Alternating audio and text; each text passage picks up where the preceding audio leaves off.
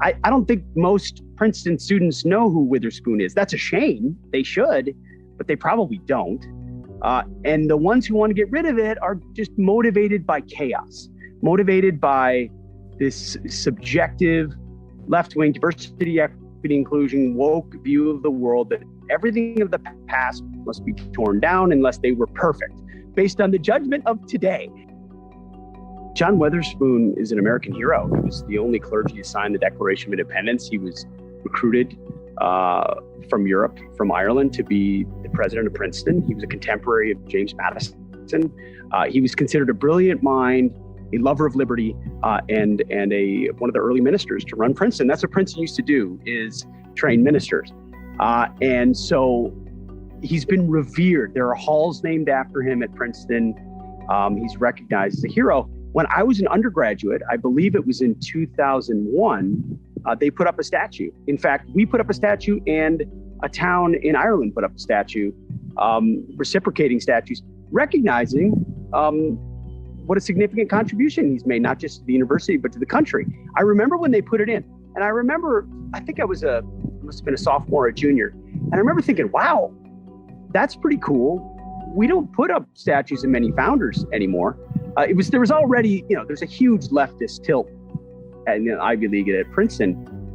So I was surprised then, but very heartened. Like, of course this guy deserves a statue, and it should be right there front and center outside of Firestone Library, in front of the chapel. He's facing the chapel, which now doesn't teach much about God, but that's another story. It was great to see. And there was no blowback. There was a small ceremony, I believe. And then I even wrote about it in the Princeton Tory, which is the conservative publication at Princeton, just saying, like, I think I suggested we offer a course in the history of the founders of Princeton, or people at Princeton. There's so many interesting people. We should learn about them and learn from them. So the idea that his statue would be removed is completely antithetical to history, antithetical to what the university says it stands for, and would be bending to a really noisy, tiny percentage of radicals who now try to get their way on any college campus. And the irony is, Witherspoon was anti-slavery. He may have had 2 slaves. A lot of, and almost every rich white person did back then. That's not to rationalize it. That's just to look at reality then. And he worked to free the slaves and hoped and believed that the founding generation would be one of the last to own them. So he was ahead of his time on that, and not perfect. Nobody is. But my goodness, instead of tearing him down, getting rid of him, we should be celebrating him and teaching about him. There's a difference between forgotten and erased. Forgotten is the last time someone's name is spoken, or generationally, their impact is forgotten. Erased is, this is a significant person, and we're going to cancel or erase them so that you never encounter the arguments that they made because they were imperfect people. Well, we're all imperfect in one way or another.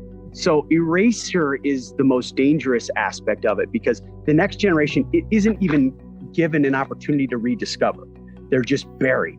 So it's happening across the spectrum. It's on us to not let it happen in big and small ways. This seems like a layup. This is an easy one if Princeton has an ounce of courage. But they're going to sit in these little listening sessions, and they're going to listen to these little radical activist undergraduates complain about their about their horrible privileged lives at Princeton, like a bunch of, babies in diapers it's insane what we let them get away with. It takes just a little bit of backbone, a little bit of education, standing up to the mob of young undergraduates who are really, how would I put it? They're hyper self-assured and also hyper uneducated. So they're very confident in their very shallow beliefs based on talking points and virtue signaling. So I don't know where this will go, but places like Princeton will set the tone. Places like Harvard and Yale and others, they're all left-wing nonsense vacuums at this point. But Princeton's held out with Robbie George and some conservative members the idea of free thought.